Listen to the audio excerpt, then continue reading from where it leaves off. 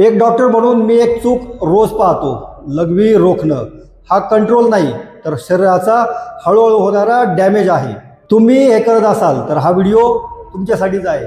घरात काम करताना, ऑफिसमध्ये बसून किंवा प्रवासात जेव्हा शरीर सिग्नल देतं तेव्हा आपण काय म्हणतो, आत्ता नाही नंतर.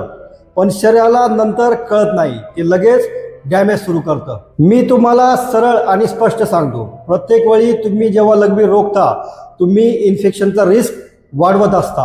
ही छोटी सवय UTI, ब्लॅडर विकनेस, किडनी इन्फेक्शनपर्यंत जाऊ शकते. सायलेंट पण डेंजरस. जेव्हा युरिन ब्लॅडरमध्ये थांबतं तेव्हा बॅक्टेरिया जलद वाढतात आणि मग सुरू होतात प्रॉब्लेम्स.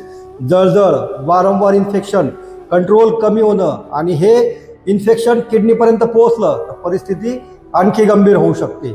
वारंवार असं केल्याने ब्लॅडर आपली नॅचरल कॅपॅसिटी गमावतो. कधी वारंवार वॉशरूमला जावं लागतं तर कधी रोखणं अवघड होतं आणि ही समस्या वर्षानुवर्ष चालू राहू शकते. महिला सगळ्यांची काळजी घेतात पण स्वतःला इग्नोर करतात. पण लक्षात ठेवा, तुम्ही हेल्दी नसाल तर तुम्ही कुणाचीही नीट काळजी घेऊ शकणार नाही.